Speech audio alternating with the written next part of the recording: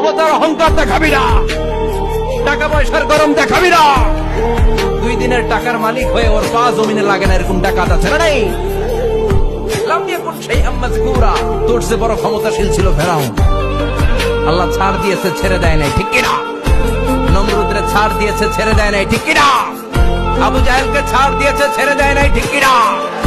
এখনো যারা গাদ্দারি করে, ইসলামের বিপক্ষে কথা বলে, ইসলামকে জমিনের ভিতর গেড়ে দিতে চায়, দেখা যায় আল্লাহ ওদেরকে ছাড় দেয় কিন্তু ছেড়ে দেবে না। চিল্লায়